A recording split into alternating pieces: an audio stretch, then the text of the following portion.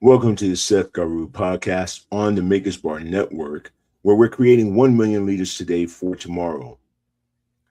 Most of my friends and acquaintances who know me understand my work with young people has been extremely important to me, not only in my professional career, but also in my personal life. And there is a scripture I'm hoping our guests will tag on that scripture today that really touches on that with his work. He's the president and CEO of For the One. Not only that, but he's one of our best. He's a retired Marine, and so we give him gratitude and honor for his service. His work is extremely important, and we're going to discuss a great deal about his organization, his journey to found this organization, and how you can be of support. Now, I will say for our Makers Bar audience, this is a little bit of a delicate subject, but it's an extremely important subject and one that is close to my heart from my program in particular. What I'd like you to do is that at the end of this program, we will establish a link between the For the One organization where you can reach out and talk to our guest. And please let me know and contact us through Makers Bar if there's any other way we might be able to support your efforts to reach out to our guest today. His name is Pedro Vallejo. And I'm honing up on my Spanish today. And so Pedro and I behind the scenes were talking about this cat. We're talking about trying to make sure that my Spanish is up to par. But I got to say, in all seriousness, Pedro, welcome, good brother. We do appreciate you being with us today. Hey, man, I appreciate you having me on. Thank you. I want to clarify one thing because I don't want to portray it or have me be portrayed out there in the wrong light. And I'm not retired. I am a veteran. I did serve 6 years. So I just want to make that clear because I don't want my community and my veterans friends. Oh, you're retired now. Oh, dig it. Please. Begging your pardon, Kat. Begging your pardon. A veteran, even more so. As a military kid myself, I apologize about that, brother. Thank you very much for your service, first off. Yeah, I appreciate it, man. Thank you so much, Seth. I appreciate you having me on. I can't wait to talk and just share the word and share what's going on in this world today. Absolutely. You know, Pedro, I worked with youth for about 30 years myself, and I'm extremely interested, and for our viewers, what got you started on this journey? So tell us about your background, where you hail from, and what created the pathway for you along this road. You know, before I jump into that, like you said, you wanted me to expunge on that scripture. So we want to start off with it's Matthew 18, 5-6. And I'm going to read you guys the NLT version of it, which is the New Living Translation. So, and anyone who welcomes a little child like this on my behalf is welcoming me.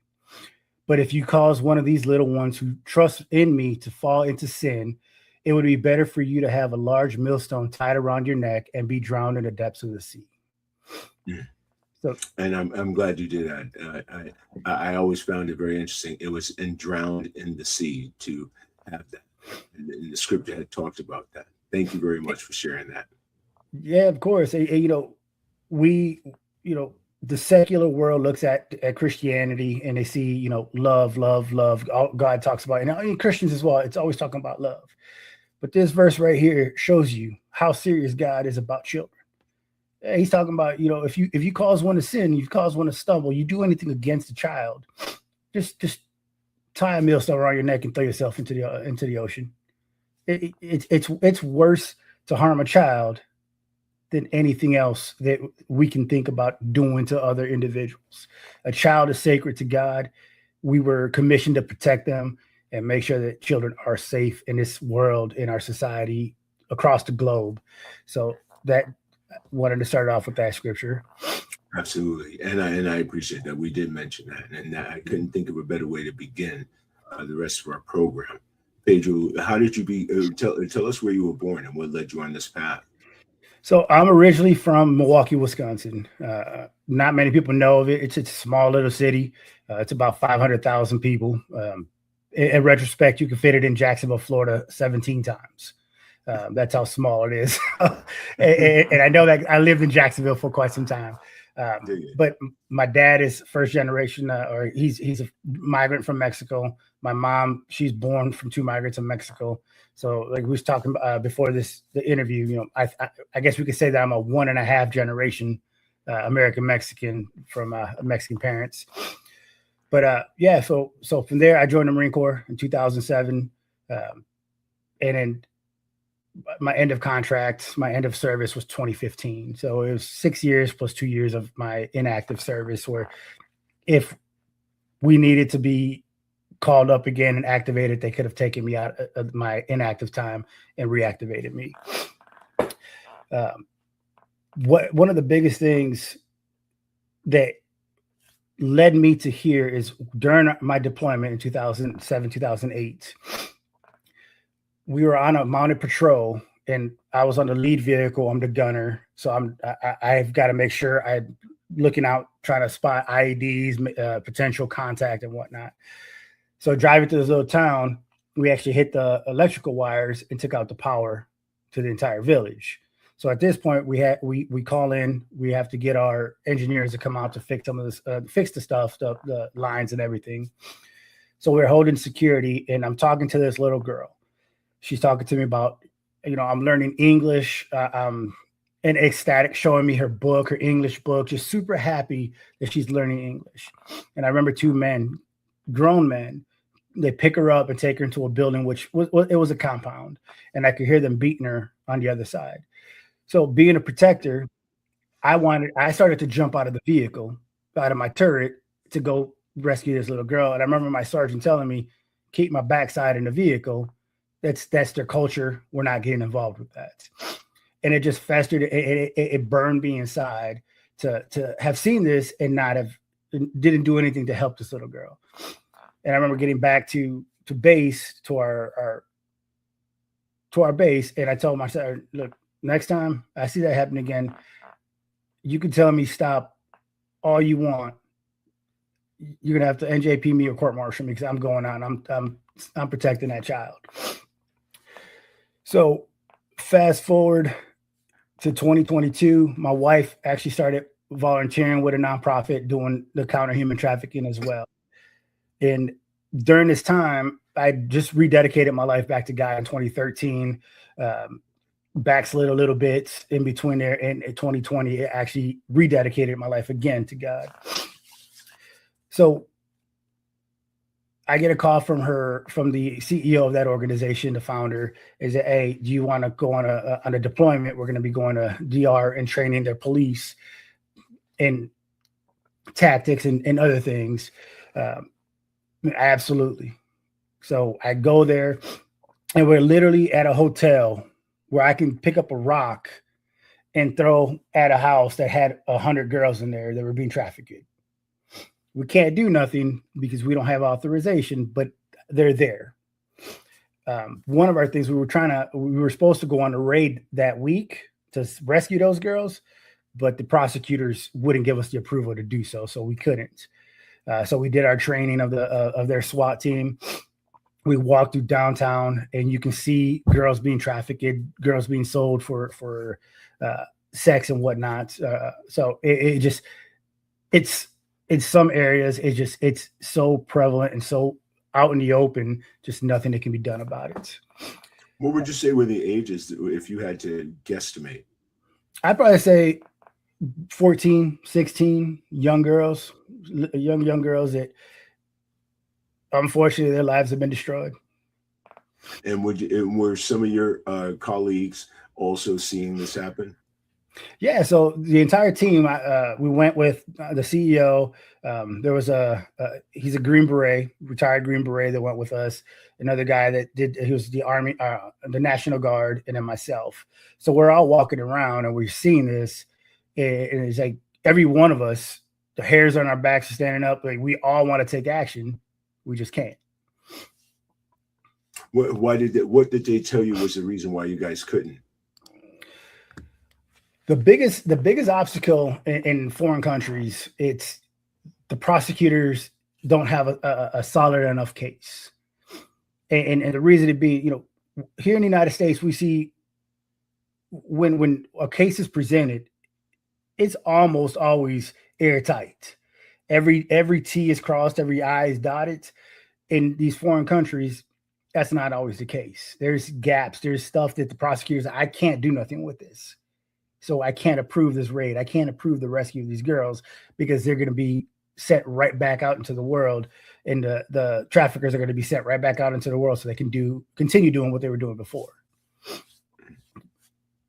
So that's what's preventing them from taking action. A lot of times, that's their excuse. That's their excuse. We'll get into. I'll talk more about it. Well, like as far as for the programs we're working with, the country we're working with. For sure. They're a little bit more proactive. And still, so tell us. Go ahead. I'm sorry. So yeah, no, it's so from there I ended up being a contractor for that organization, and I went down to Ecuador, and I'm with the country manager there, and we're building a program, and that consists of meetings with government, law enforcement officers, community or aftercare facilities, Minister of Interior, trying to get an MOU, which is a memorandum of understanding. It allows the organization to train specific police units, do work within the country without the red tape and the bureaucracy that comes with it. So, and this was in 2023, and at September of 2023, we're end of our trip, our deployment, and I'm in my hotel room and I'm praying and just have worship music going and just de-stressing from the week. And I'm guys like, hey, you're gonna run your own organization. You know, me being me and me knowing who I was and whatnot, I was like, I don't know if I'm the guy you want doing this. Is that I'm a little more aggressive. I want to rescue. I don't want to do the bureaucracy around it. And no, he's like, you're going to run your own organization. You're going to fill the gaps where a lot of these other organizations fail. And that typically, you know, and I'm not talking bad about any organization that's fighting human trafficking. It's great work. It's God work that they're doing. But a lot of them, go ahead. I know, I said for sure. Yeah. So a lot of them, they love to talk about the rescues. What we did this, we did that. Well, no, you didn't do it. You collaborated with the police of that country. You supported that police unit to do those raids. So let's not take the credit for something we didn't do. You know, we facilitate, we support, retrain. The police do the raids, and we might go there as support, but we're not actually doing the rescues. But once those rescues are done, most organizations just wipe their hands clean, and that's it. The girls, they need healing from the moment they're rescued to they're placed into an aftercare facility, and while they go through that program in an aftercare facility, because a rescue is great, but they're not healed until they're spiritually, emotionally, mentally, and physically healed. And that takes a process. So for the one, yes, we want to focus on rescues. We want to make sure that girls are being rescued out of captivity, out of trafficking. But we go from the rescue to make sure that they're placed into an aftercare facility. And then we walk with these young girls through their journey, so they understand God sees them, God hears them, and God understands and knows where they're at, and He's sent people, He has sent protectors and warriors to make sure that these young girls are rescued and are taken care of after they're rescued. What's the average age range of the young women that the girls that you're working with? So the age nowadays is roughly about between the ages of 8 and 17. 8 years old? Yes. So you've had to rescue 8-year-old girls from some of this as well? So there's been a couple 8-year-olds. It ranges, but it's the number that is quoted the most is between the ages of 8 and 17. Reason being 17, it's usually about 18. If you've been in there for 6-7 years, they end up being traffickers themselves or recruiters. So now you've got, yes. So if they weren't rescued and they've spent 7 years being trafficked for sex, they'll end up turning around at 18 being recruiters for the trafficker themselves. Now, if the girls become traffickers, have you, in your experience, has it worked where you've even worked with those girls to pull them out of trafficking themselves or turning girls out, so to speak? So, so yes, when I was with that the other organization, we're in the Dominican Republic. We're actually speaking with a trafficker or a Mm. recruiter for a trafficker. She was giving us information on his whereabouts, his movement, uh, all the information we needed to get the prosecutor to say, "Let's go do this raid." Uh, so she was being very helpful. But when the day came for a face to face conversation, she disappeared. Wow. So we don't know what happened to her. We don't know if she ran or if he found out about it. We don't know what happened there. But we on occasion they want help. They just don't know where to get it, and then if they find it, they will help and they will give information. Okay, I just wanted to answer those questions real quick. Please Yeah. continue. Yeah. So, and this was September of 2023. So I remember coming back home and I told my wife, "Hey, God he downloaded into me that we're going to run our own organization. I don't know what it's going to look like. Don't know what it's going to be called. Nothing." So she tells me, I don't have that release yet, so I can't say let's go. I can't come side by side with you. So okay, we'll pray on it. You'll let if God gives you the release, then we'll move forward. So in about January, end of December, early January 2024, she comes to me and says, "Hey, babe, I have that release. Let's go ahead and just get this organization going." So we got to pick names, we got to pick logos.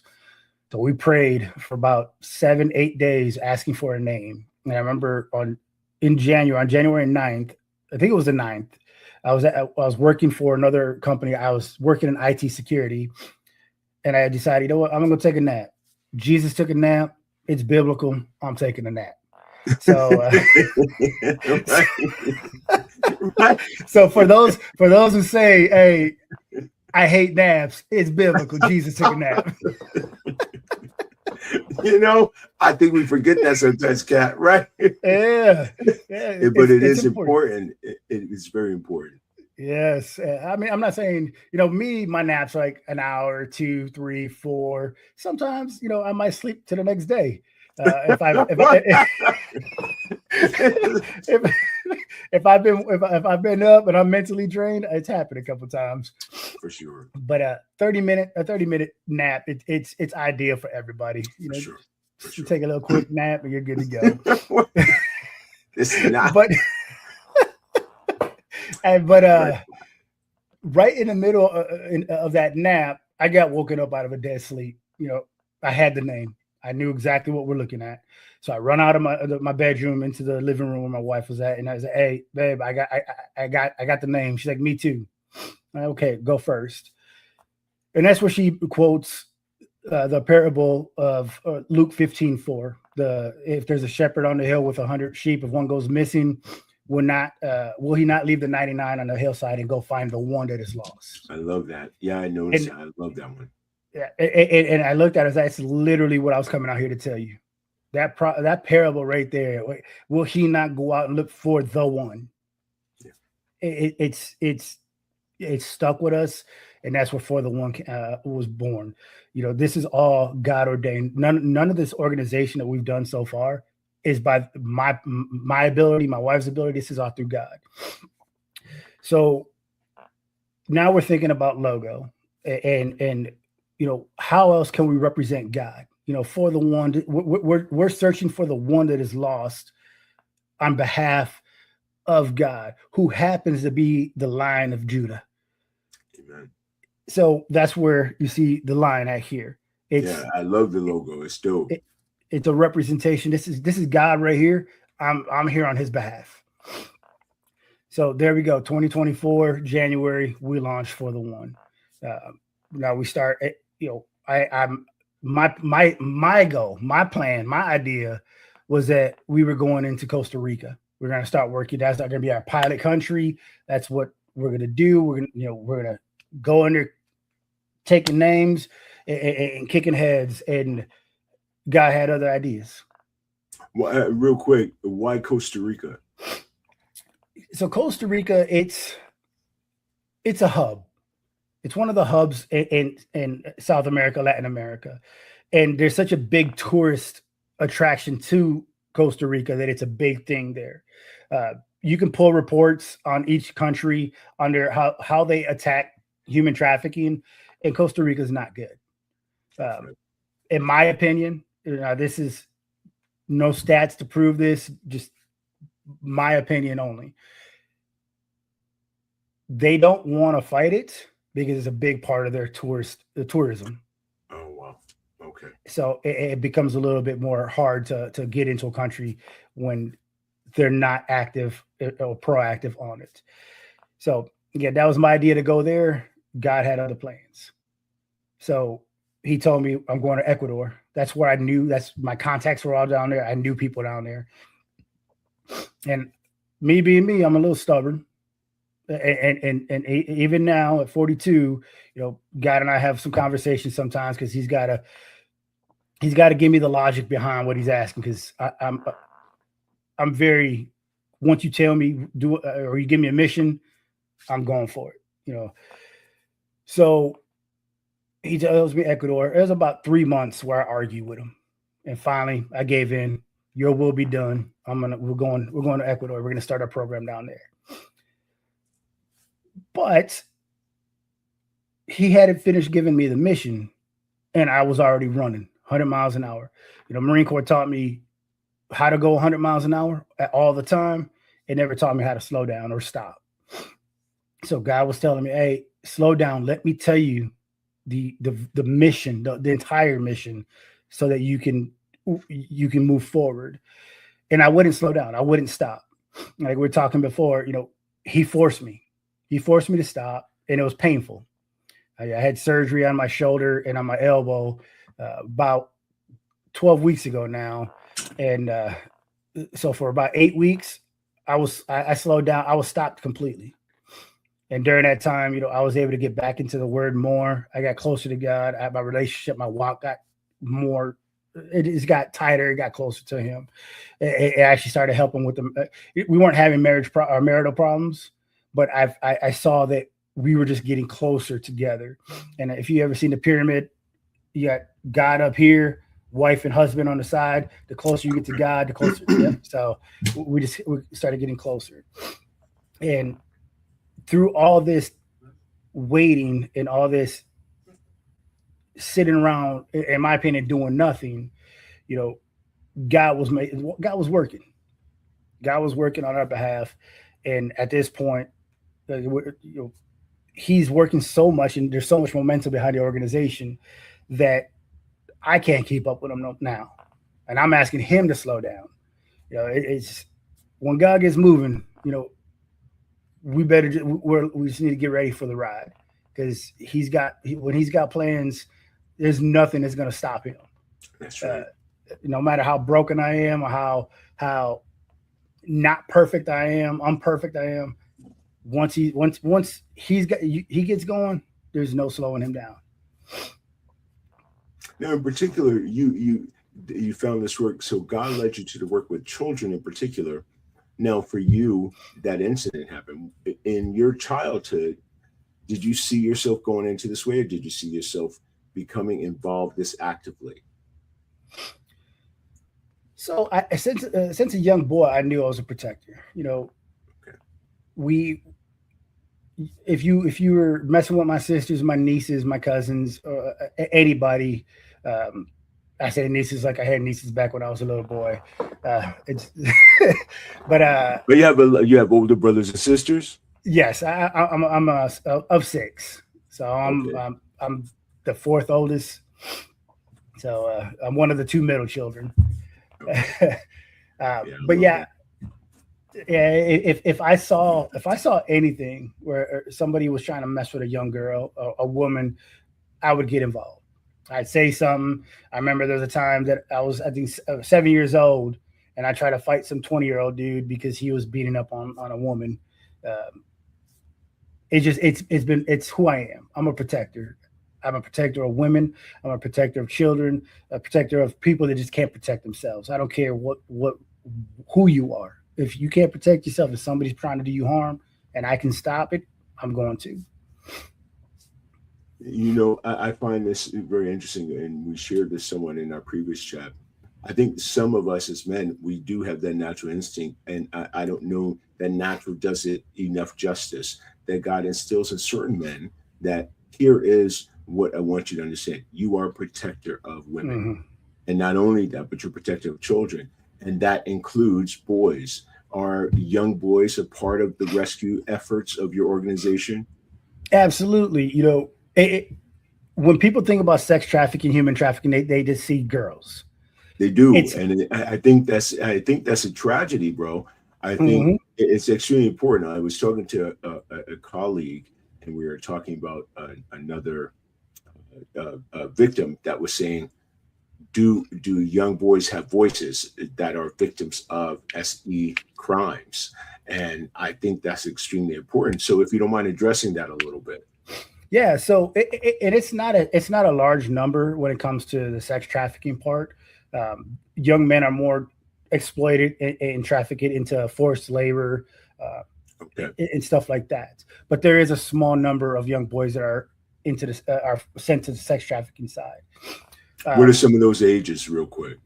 the same, anywhere between the age, and honestly, this is going to be one of the hardest things we talk about on this conversation today. Okay. There there's been stories and verifiable stories of newborns being sexually abused, and for me, just thinking about it gives me goosebumps because Yeah, it, it, it it's an atrocity. it These is. little kids, the babies, did nothing wrong but be born, and because you want to make a buck, because for whatever reason, hey, I'm going to give you my young child, my young daughter, my young son, and do whatever you want to them for $50. It's horrendous, um, but it happens. It happens to young boys. Again, majority of that is forced labor, which is still a form of exploitation. And for the one isn't just focused on sex trafficking, human trafficking. We want forced labor, forced marriage, abuse. If we can Absolutely. rescue somebody out of any of that stuff and get them into a safe house, we're gonna do it. What are some of the numbers you're looking at with the young boys and girls? What are some of the numbers you're looking at that are being trafficked? Period. So it's 1 in 3 children in the world is has been some force of exploitation or some form of exploitation. So that's a third of our youth in the entire world. Uh, That's incredible. it's an incredible number. It's the fastest growing crime in the world. The only thing that beats human trafficking today is the drug trade. And Dig it. there's expectations that sex trafficking, human trafficking will surpass that in within the next 10, 20 years. Because Pedro, on that point, real quick, on that point, real quick, I don't know if I'm seeing this just myself, but I've observed, and it seems I've heard a couple of other people who have observed this. Why does it seem this has become on a larger scale where we're all really hearing more about it now? What do you think triggered that?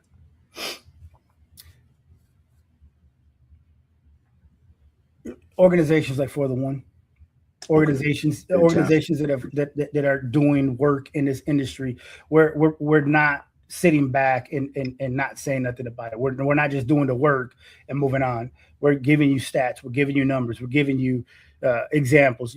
Last month, For the One, we had the opportunity, we had the privilege to partner with an aftercare facility in Ecuador. And last month we were able to get 2 girls. There was 4 victims that came out of sex trafficking. 2 of them, their glasses were taken from them, so they couldn't see. So we were able to pay for their appointments, their exam, and their glasses. Another girl needed all 4 of her molars taken out because they were rotten and needed to be taken out immediately. So we were able to pay for that. And then another girl, they didn't tell me what the disease is or what the issue is, but she needed medication. It was life saving medication. So we're able to pay for that. This month, so far, we're able to the so this aftercare facility. Let me step back real quick. I met with the director, and I remember her telling me, the girls were always complaining that they feel like they were in prison. How can you heal when you feel like you're a prisoner? You went from being a prisoner to feeling like you're still a prisoner, even though you're not being forced to do things.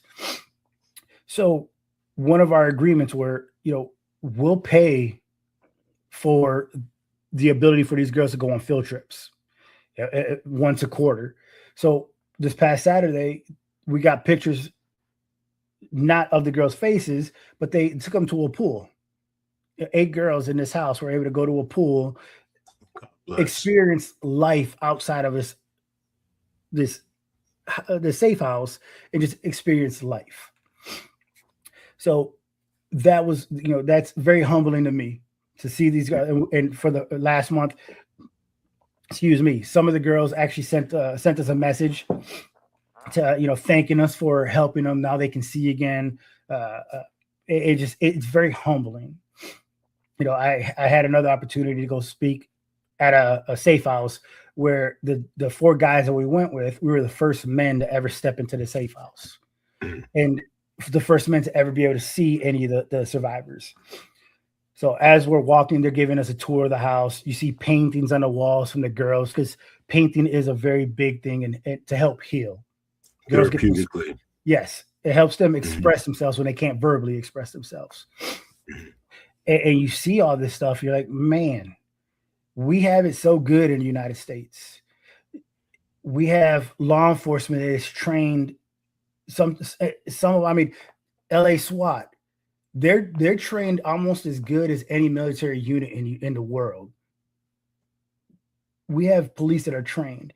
We have mental health professionals that can help young victims transition from a victim to a survivor.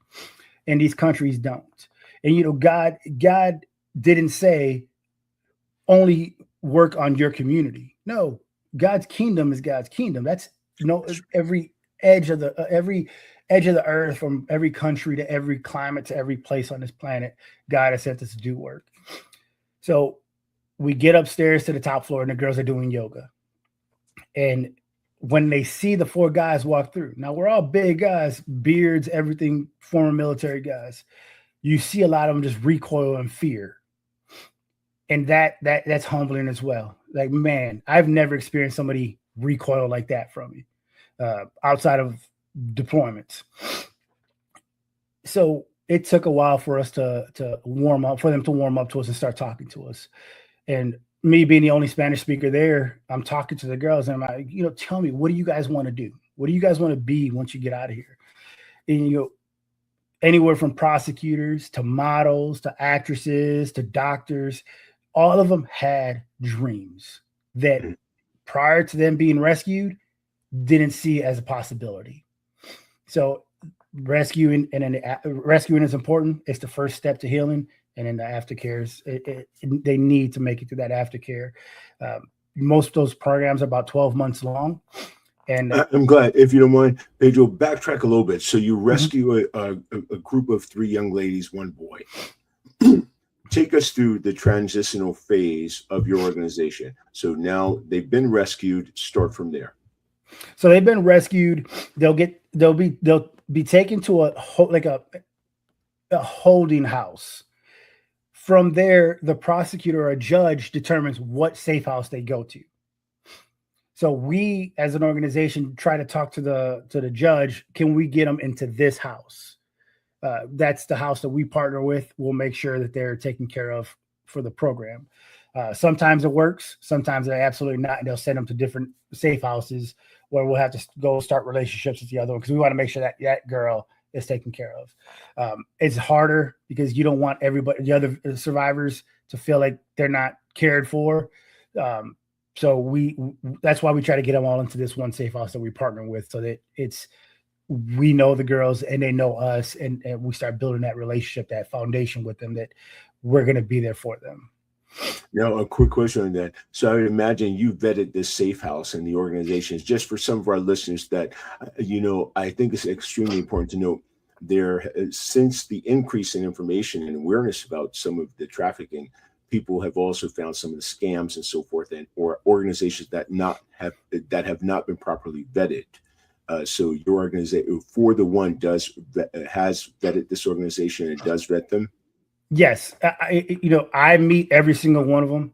I have conversations with everybody from the leadership down to the lowest employee, and then we have partners that I can reach out to. Hey, can you give me a packet on this individual? Okay. I mean, I need their history, if they've ever committed a crime, what their social media looks like. Because if your social media looks like it's not right, we can't employ you with the organization, because Okay. we're fighting exploitation. If your life shows something that could look bad upon God, Sketchy. yeah, sketchy, we can't work with you. Are As they far as primarily, or if you don't mind, are they primarily Christian organizations or also secular, but they have a focus on God? Just curious. so you're talking about like the safe house and whatnot. Correct. Yes. Yeah, so they're secular. The safe house we partner with, they're funded by the government or the state of Quito. So they get funds for the headmaster, one of their therapists, food, and the utilities, and that's it. So the girls don't have anything, any recreational stuff, any school stuff, any books, nothing. So Social media. they don't have social media. They can't have phones while they're in there. Got it. So we have to. That's where we come in. We got to fill that gap. We're going to be launching a fundraiser here shortly, because we're going to be taking a trip down to Ecuador to do some training, the law enforcement side and on the aftercare side.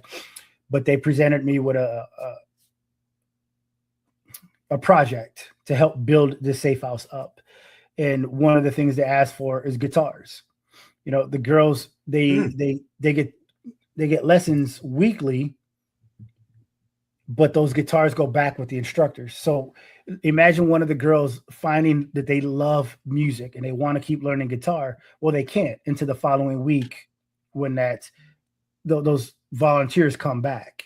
So we're trying to, I have 2 here at the house that I'm donating. I got 2 that I bought years ago. They just weren't big enough for me, so I had to go buy a different one. I'm going to donate those. So we're trying to find 2 or 4 Pedro, more. really quick. I don't mean to interrupt you on that part yet, bro. But the guitars, are they specifically have to be folk guitars, acoustic guitars, electric? Are all guitars welcome as far as donations? All guitars are welcome. It doesn't matter. And there's someone that is going to assist with some of the support lessons and so forth.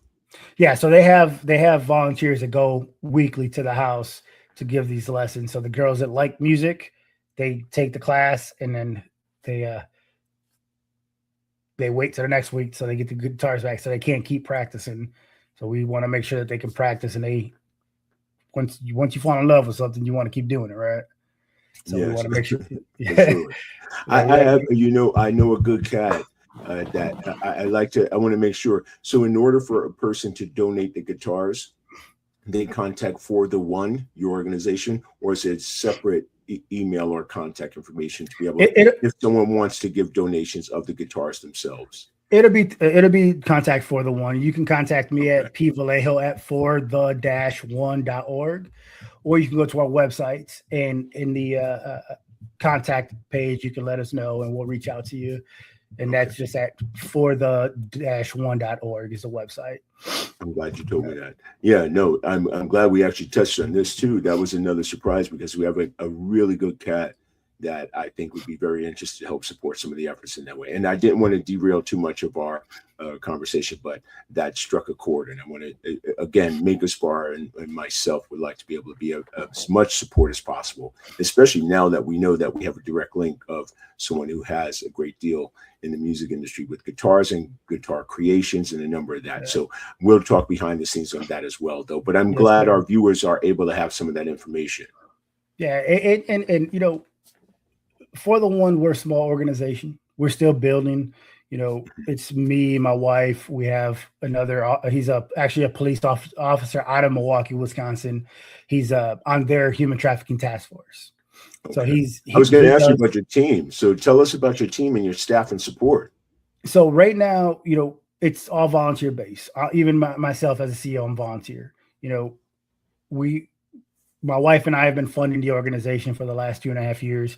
We just started getting our name out there, people seeing the work that we're doing, and we're starting to get people to donate towards the organization. So volunteer based, Rab, like I say, he's a police officer out of Milwaukee. He's on the human trafficking task force out there. On top of that, he's a reservist, combat medic, Army medic from the Army. So his job when we go is he teaches the officers how to fill out their reports, how to fill out arrest warrants, and all that stuff, so that it's done correctly, where a prosecutor can't say no.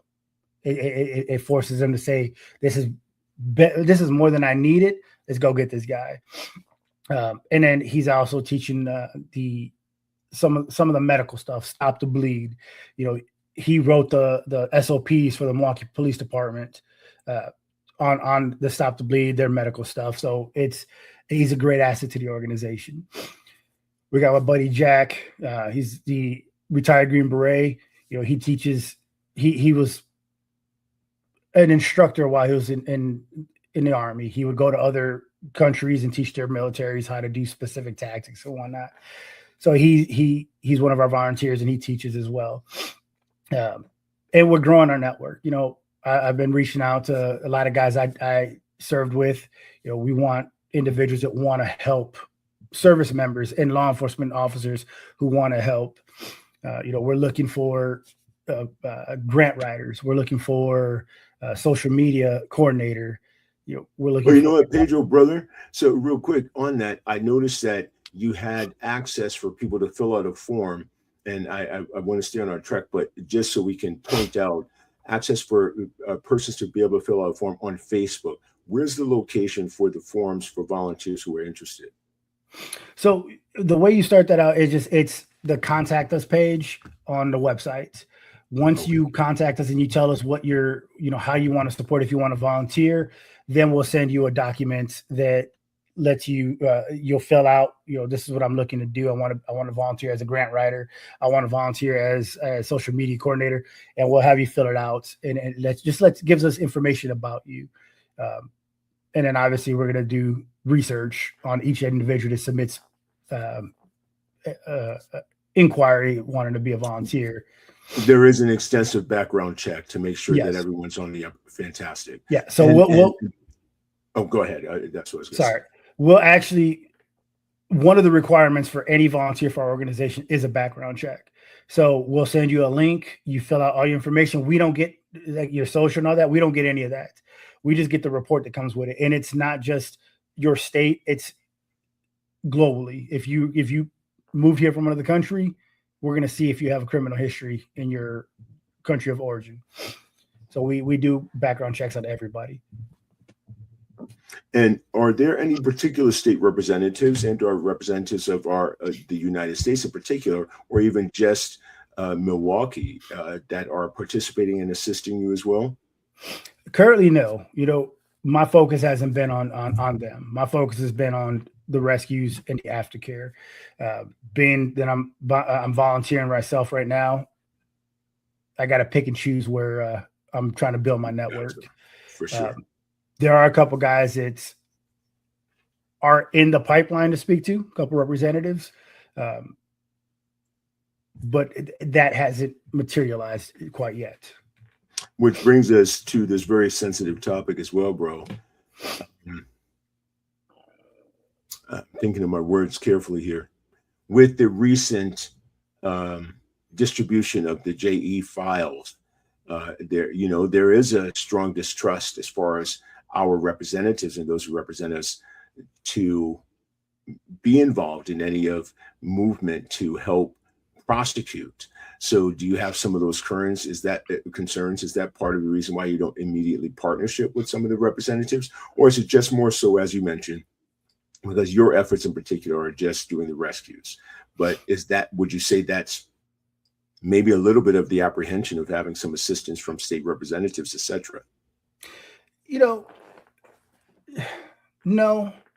Honestly, no, because there are individuals out there, representatives out there that truly care about this fight. And but again, you got to vet them too. For sure. You got to vet everybody you're gonna contact. Everybody that I talk to. I mean, when you reached out to me on LinkedIn, I went searching for you on LinkedIn, on Facebook, Instagram. I went and saw, watched some of your podcast episodes, just to get to Wait, understand. real quick. Did I look kind of corny or anything? Nah, man, you look good. You look good. Thank you, Kat. You get self-conscious. Just had to say that. Right, I understand. No, but I understand that. But I do understand that. Okay. So, and as far as that list, man, that's horrible. I wish, my wish, my dream is that every single individual that was on there that actually partook or partook in criminality would be prosecuted. Why do you think that hasn't happened, Kat? If we were just speculating here, you and I just conversing.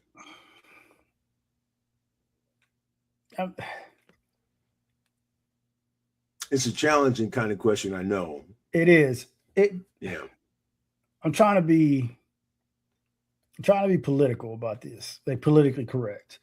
Even though I hate that phrase. I don't care about being politically correct. So let me not care about it right now either. Dig it.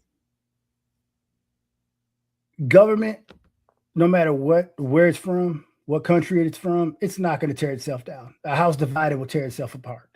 Absolutely correct. So my belief is, if we prosecute it, half our government's gone. Yeah. My belief too. So they're not gonna prosecute because it'll tear the United States apart. Self-incriminating and does a great deal of damage. Yes. The work that you're doing is very God-led, and I think, in particular, when we talk about our government officials, I think one of the unfortunate places we find ourselves in is that and none of us like to admit it, but I think you're absolutely correct. I think, were we to push the envelope and say even more, which we've already been saying, why aren't there more prosecutions and more cases brought? I think there would be a great deal of government shutdown, unfortunately. Yeah. And I think that's where a lot of us are. That's why it's so important organizations like yours, who are grassroots, who are really doing things to make things happen. I think that's where the change begins. We know that in order to make things happen, it's up to us, we the citizenry. And I think what's most admirable, and I mentioned to you earlier, or sidebar, my gratitude for your military service, but I've seen this other thing that, and I want to ask you this question, pose this question to you. I've seen a number of organizations that I respect and trust a great deal who are doing this similar type of work. There are military men. So would you say that a large part of this is because you, as our military brothers who are protecting the country here, when you go abroad, you're seeing a frequency of these things, and or you're engaged in combat where you're witness to how this trafficking works, whether it be just the slave labor and or the SE trafficking. Am I correct that that's probably why a lot of our military men and women are engaged in creating organizations like this, because they're firsthand witness to it? So, something you said earlier, and I can't remember exactly, but it was something in the sense that God chooses protectors and individuals. Yes. God chooses we as men. We as men. Yes. We as men, God chooses sheepdogs. Because you can, as a shepherd, you cannot not have sheepdogs with you. They fight off the wolves. They're dogs that just protect the flock. So we're sheepdogs as military men. Not saying that a civilian man can't be a sheepdog, because it absolutely can be.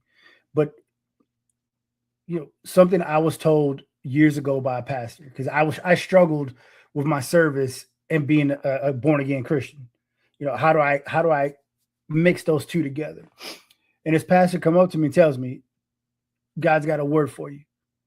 Is that you've been struggling with your service, and he wants you to know that it takes an ordained man for God to put you in our military, because God's military, God's army is built with strong men, and you were chosen.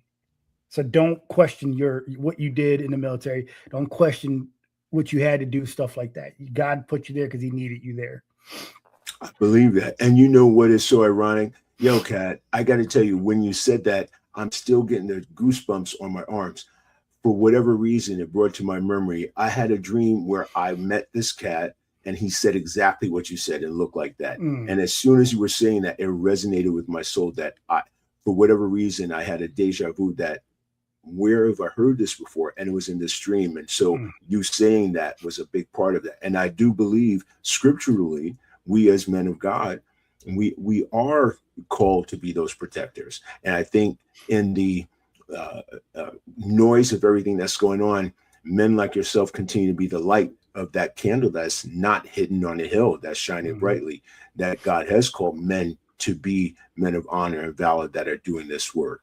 And I do really believe that the calling scripturally and as believers was that men like you were supposed to be able to get the sunlight to say, here is the work that we're doing. It's supposed to mhm. be more known. It's supposed to be recognized. And I think it's sometimes forgotten that men are supposed to be protectors. It's, the last few years, Kat, it's been so known that moms are the protectors and men have been pushed to the side, Yeah. but it hasn't stopped men from being protectors. That's why it's extremely invaluable that we spotlight men like yourself who are doing this work, because it is a given calling. And to answer the question about why so many military people or Yes, organizations are doing this, we, like you said, we're protectors. We wouldn't yes, have joined the military if we weren't protectors. On top of that, we're warriors. We're war fighters. We're individuals who understand that we got to take the battle to the enemy. And, yes, and, and this whole human trafficking and exploitation, it is a battle between God and the enemy. And absolutely. God is sending his warriors out to fight on his behalf. We, Absolutely. like you said, we are the light. We are the salt of this earth. That's We right. need to bring light to the darkness. We need these girls to understand that God, like I said earlier, sees them, hears them, knows them, and he is sending people who have the ability to help equip the law enforcement to be able to do these raids successfully, methodically, and safely so nobody gets injured. That God has sent us to empower the aftercare community to help them build these girls back up and let them know that they're survivors, that their dreams can be a reality if they pursue those. Their past doesn't make who they are today. And Absolutely. we enhance it all just by training, just by being a support system for these individuals. Now, tell So me, are there some of the success graduate stories, or it may be because you're relatively young, I'm understanding, or are there any, is there a story that sticks out in your mind that you'd like to share as far as they've been through the program? Because we acknowledge it's successful of some of your rescues, but who've already been through your program. Is there one you'd like to share with the audience? so absolutely. We had a girl who was groomed online because this is where most trafficking starts. It starts off online. Hey, you're beautiful, or hey, let's be friends and whatnot. So this young girl was in Venezuela. She's from Venezuela, her and her family. She started being rebellious and started speaking to this individual who ultimately is, I'm your best friend. I can take you here. I can do this for you. Being a vulnerable girl, she believed all this and she ran away with him. He was actually on his way to take her to a prison so that she can be, there. She was going to be stuck there. She was now going to be their property. And this took a few months to get to that point. Now, thank God she was rescued before she made it to the prison. Absolutely. Amen. But mentally, she was already broken. Spiritually, she was already broken. Emotionally, she was broken. So we were able to get her from the vehicle. She got placed in the holding house, and then she got moved over to an aftercare facility. Now, this case was a little weird, um, mainly because she was trying to leave the safe house, and mom was trying to get her out of the safe house so that she can take her back. Oh, wow, man. So they were going to the judge. They were going to the safe house. I want my daughter. I want to get out of here. And so I went down there. and I ministered to the mom. I interviewed her for over an hour, and we spoke after that for about 3 hours, just speaking Christ into her, and you can feel the amount of anxiety in mom going from here to here as we spoke and as I ministered to her. Ultimately, she stopped trying to get her daughter out of the safe house. She actually spoke to her daughter, and her daughter stayed for the entire 12-month program. God bless. When she was released,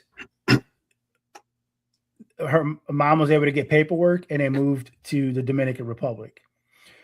Last I hear, daughter is in school, mom's working, and there's no issues between mom and daughter right now. That they're doing great, and she's a survivor. She turned from I don't want to be here, get me out of here. So now she's in school and she's doing great.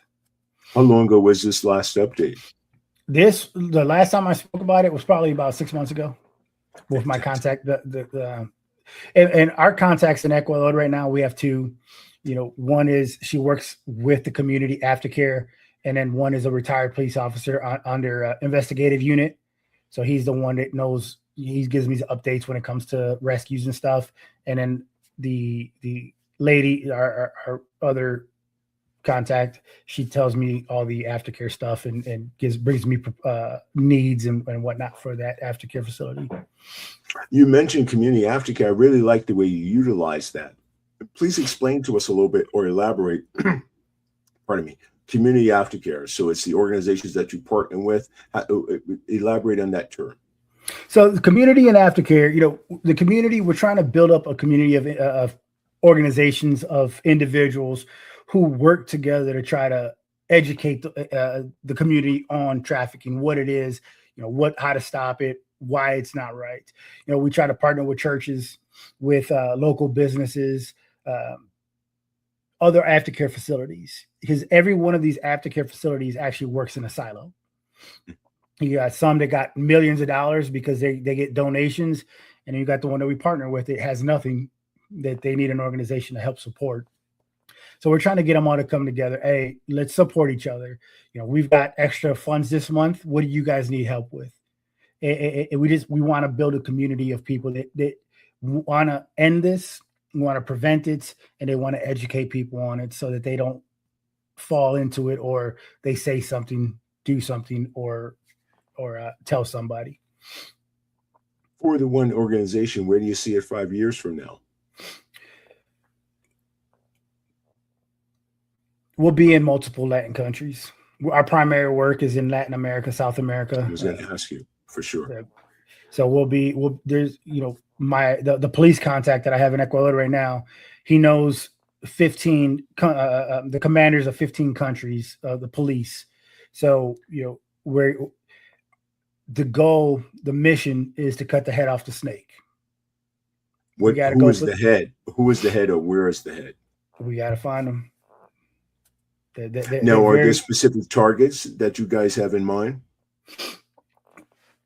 Yes. I'm not obviously you can't name for sure. Yeah. We'd like you to, so we can go about. Yeah, no, and I don't know that even us laughing, but in jest. But for sure, that would be a target, I'm sure, of the majority of us who are watching. So, but go ahead, please. Yeah, we've got a couple guys that we're very interested in Ecuador. They're more so in the coastal region and then Guayaquil, which is probably one of the dangerous places in the world today. But yeah, we got a couple guys that we're monitoring and we're looking at. Pedro, I think maybe we kind of went around this to some extent, but I'm very curious. The drug trade must be a part of this, and maybe I'm incorrectly saying that. Is the drug trade a large part of this exchange? Is it a partnership? Is it the undercurrent of what finances this? Can you explain a little bit on how we should perceive the drugs related to trafficking? Everything you said is legit. It's part of it. Cartels are trafficking humans as well right now. You know, gangs are selling drugs to finance this part of their operation. You know, that's why we're looking at these individuals in Quito.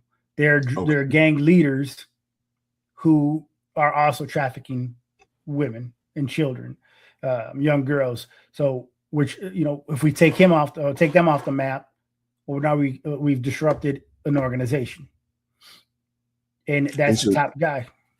oh, okay. That was that asked.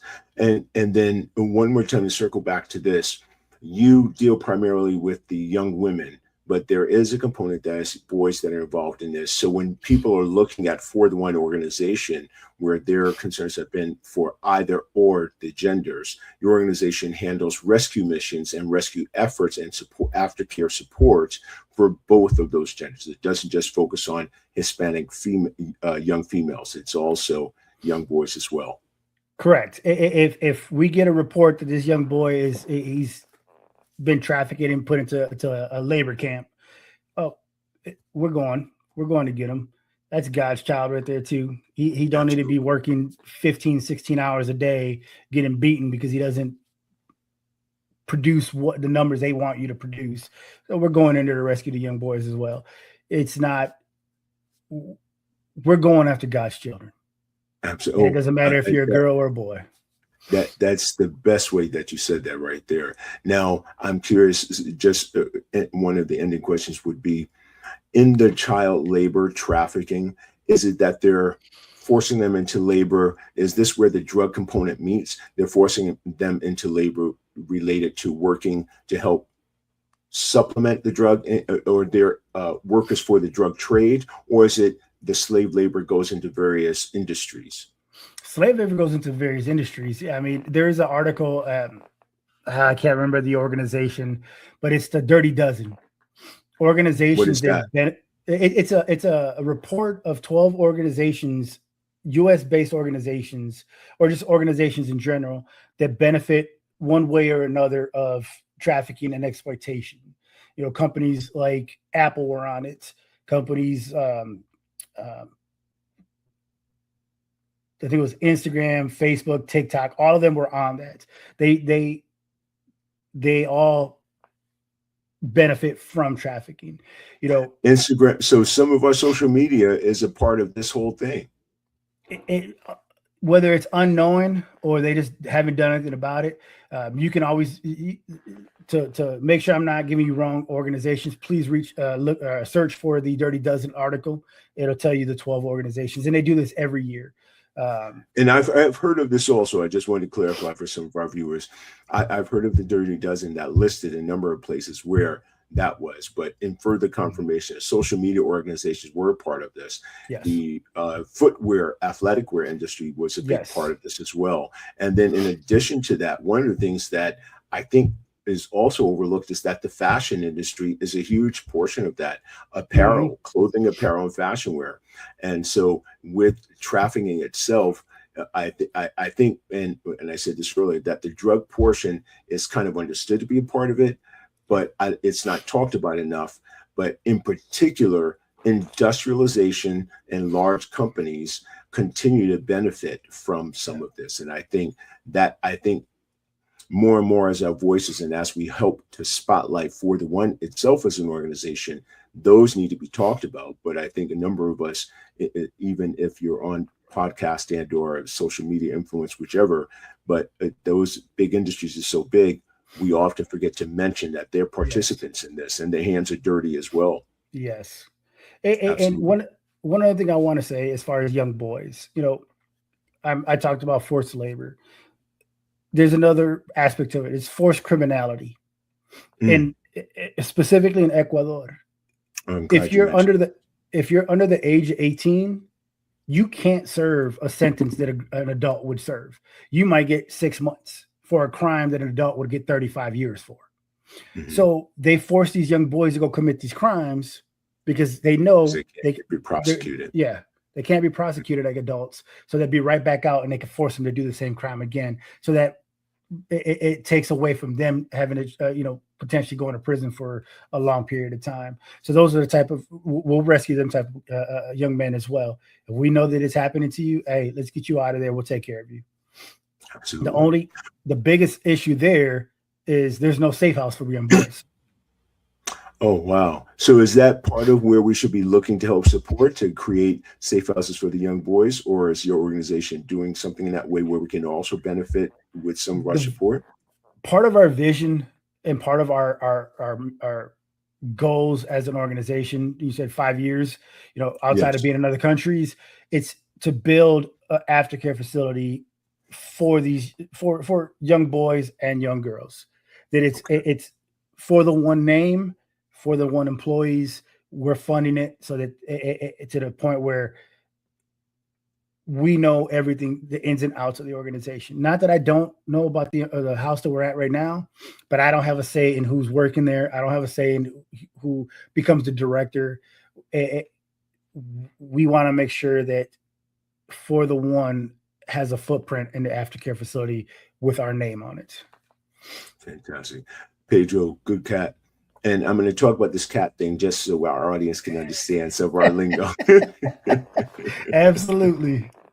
But Pedro, would you please give them the site where they can reach you, its lettering, and also reiterate some of the support that you might need?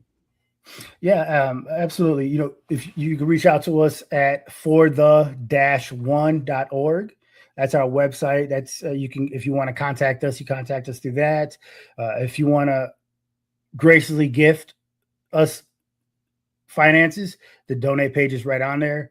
We're looking for right now individuals who would be willing to donate guitars, paint material, canvases, stuff like that, so the girls can start drawing again, painting again. And our big need right now, we're looking for a partner who's willing to donate monthly $1,000. That allows us to continue helping the aftercare facility. That's paying for medical expenses, rescues. We have a rescue scheduled this month for one young girl that's being trafficked, and then we need to pay our in-country assets, individuals. So those funds would be going to paying our aftercare individual and then rescues as well, and aftercare. I'm glad you mentioned that. We're going to be in contact as far as the guitars, so please do know that. And brother, thank you so much for that. Now, this is an extremely heavy subject, but I do want to make sure the audience knows that we don't take it lightly whatsoever, but a little bit of levity in the light of darkness, to shine a light on them.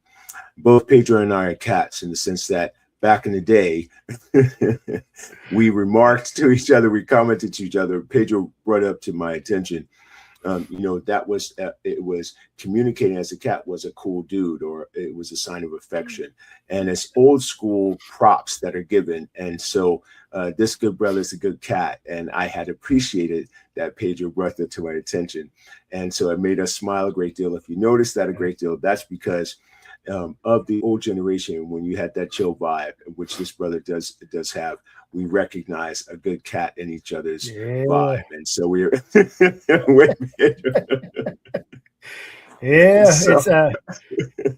you love the old school cats, man. That's right. And this is a good old school cat. That's right. Yo, brother, I just really appreciate that, good cat. And now what I'm going to have to do is, as I go forward today, I'm going to have to be careful that I don't smile when I say, I met this good cat today. It will be. Right. It will be. Agreed. I just got to tell you, much love to you, brother, honor and respect. And Jesus Christ bless you for your work and your efforts. Truly. And this has been, when I did reach out to you, as I mentioned, I felt it was extremely important to shine a light on this again in a different conversation. So, good cat, thank you, and God blessings upon you and all your efforts. And we're going to do here at Maker's Bar everything that we can to continue to support you. All right, Seth, I appreciate you, brother. Like absolutely. I said, us cats got to stick together. I appreciate this opportunity, brother, and God bless you and the audience, man. Thank you so much. We really do appreciate that. As I mentioned, always toward the end of this program, there is a revolution that's happening. I think I kind of adapted and or modified what that expression is. There's a revolution that's happening. It is a revolution of love. And this good cat right here is one of those participants that is creating the change. The revolution is one that is going to be called a love evolution. Go out and help support the love evolution, a revolution of love. Pedro Vallejo, thank you, good cat. And I'm looking forward to everything else and all our conversations afterward. Yes, sir, Seth. You have appreciate it. You have yourself a great day. Absolutely, good cat. Blessings and peace, everyone out there. One love and God bless. Look forward to next time.